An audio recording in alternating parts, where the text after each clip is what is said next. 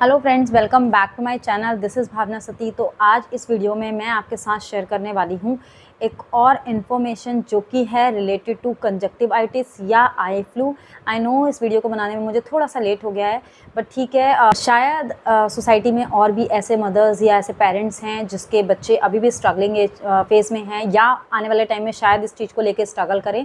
तो I hope ये video आप लोगों के लिए, सबके लिए हेल्पफुल रहेगा। अगर आप मेरे चैनल पर नए हैं तो प्लीज़ मेरे चैनल को सब्सक्राइब कर लीजिए और प्रेस कीजिए नोटिफिकेशन के लिए बेल आइकन, ताकि आपको नए वीडियोस के अपडेट्स मिलते रहें। स्टार्ट करते हैं आज का वीडियो। दोस्तों, जब भी मैं अपने चैनल पर कोई भी इन्फॉर्मेटिव वीडियो डालती हूँ तो मैं उसको ट्राई करती हूँ कि मैं सिंपलिसिटी तरीके से या सिंपल तरीके से आप लोगों को समझा सकूँ, क्योंकि अगर आप लोगों को रीड आउट करके ही समझना है तो बहुत सारे ऐसे ऑप्शंस हैं, आर्टिकल्स हैं और प्लेटफॉर्म्स हैं जहाँ से आप रीड करके चीज़ों को समझ सकते हैं और उसके बारे में और इन्फॉर्मेशन गेन कर सकते हैं। तो यहाँ इस वीडियो को बनाने का मेन मोटिव ये है कि लोगों को हेल्प हो सके। तो इसीलिए इस वीडियो में सबसे पहले मैं आपसे बात करूंगी कि आई फ्लू या कंजक्टिवाइटिस होता क्या है।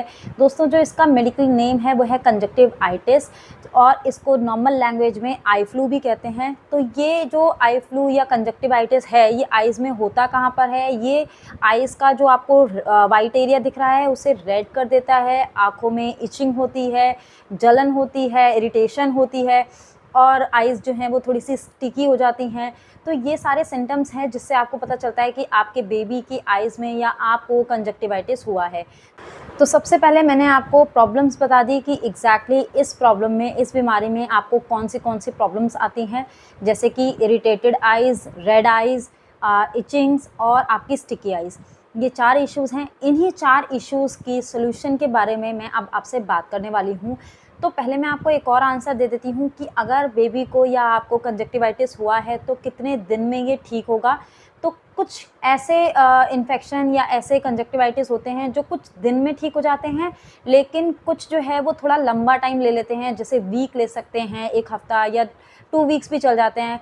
वेदांत को 2 बार कंजक्टिवाइटिस हुआ है। एक बार जब वो आई गेस 9 मंथ्स का था, तब हम लखनऊ में थे, तो उस टाइम पे जो उसको कंजक्टिवाइटिस हुआ था उसमें अराउंड 10 डेज़ का टाइम लग गया था दोस्तों।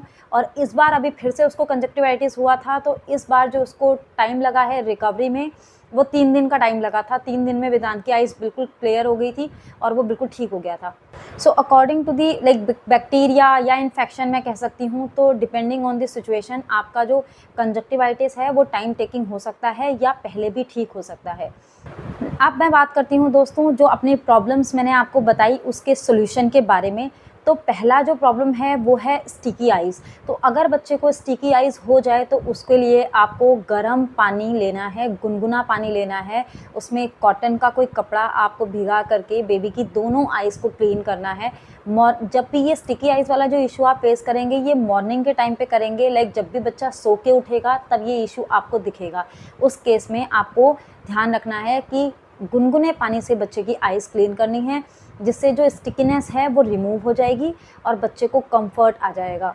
नेक्स्ट पॉइंट है कि आपके बेबी को इरिटेशन है या इचिंग हो रही है, उसके लिए आप नॉर्मल वाटर ले लीजिए या थोड़ा सा कोल्ड वाटर ले लीजिए और उससे आँखों में आपको क्लीन करना है। तो बेसिकली जैसे आप मुँह धोते हैं उसी तरीके से आप आँखों में पानी डालेंगे और अपनी आइज़ को क्लीन कर लेंगे या बच्चे की आइज़ को क्लीन कर लेंगे।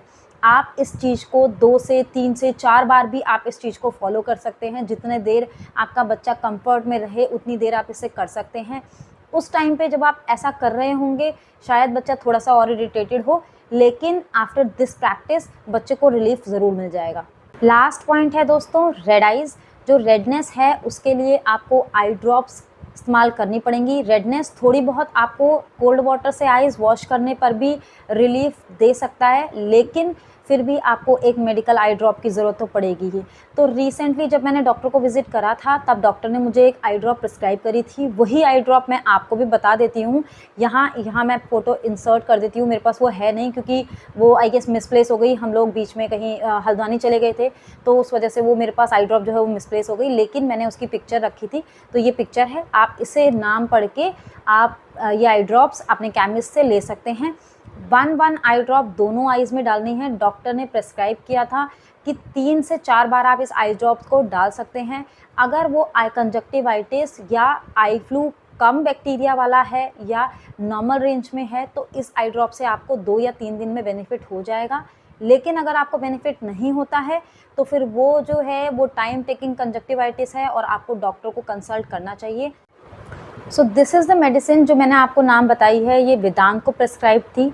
आप चाहें तो पहले अपने डॉक्टर्स को कंसल्ट कर लीजिए। मैं आपको बिल्कुल रिकमेंड नहीं करती कि मेरी बताई हुई आई ड्रॉप आप अपने बच्चे की आइज़ में डालिए, क्योंकि आइज़ बहुत सेंसिटिव एरिया होता है और बहुत सेंसिटिव पार्ट भी है बॉडी का। इसीलिए रिकमेंडेड है कि प्लीज़ आप एक बार डॉक्टर को कंसल्ट ज़रूर कीजिए। लास्ट पॉइंट है दोस्तों, हाइजीन का आपको ध्यान रखना पड़ेगा। जैसे कि अगर बच्चे की एक आइज़ में कंजक्टिवाइटिस या आई फ्लू हुआ है तो आप कोशिश कीजिए कि वो एक आइज़ से एक आइज़ में ही ख़त्म हो जाए, वरना वो स्प्रेड हो जाता है दूसरी आइज़ में भी। हमारे घर में 2 बच्चे हैं। जब वेदांत को आई फ्लू या आई कंजक्टिवाइटिस हुआ था तो मैंने रक्षित को बोल दिया था कि वो अपने मम्मी पापा के पास ही रहे, यहाँ रहे ही नहीं, क्योंकि स्प्रेड हो जाता है। इतने छोटे बच्चे वो प्रिकॉशंस कर नहीं पाते हैं, प्रिकॉशनरी मेजर फॉलो नहीं कर पाते कि वो एक दूसरे को छुए नहीं, टॉयज़ नहीं छुएं, एक दूसरे की आइज़ में हाथ ना लगाएं या अपनी आइज़ पे हाथ लगा करके दूसरे को ना छुएं। ये सारे प्रिकॉशनरी मैटर्स बच्चे नहीं फॉलो कर पाते। इसीलिए आपको ध्यान रखना है एज अ पेरेंट्स, आपको प्रिकॉशंस फॉलो करने हैं ताकि आपके जो बच्चे को कंजक्टिवाइटिस हुआ है वो उसी स्टेज में ख़त्म हो जाए और स्प्रेड ना हो बाकी फैमिली मेम्बर्स को। मैं होप करती हूँ कि ये वीडियो आपके लिए इन्फॉर्मेटिव रहा होगा। To subscribe to my channel. मैं मिलती हूँ आपसे नेक्स्ट वीडियो में, तब तक के लिए बाय बाय, टेक केयर।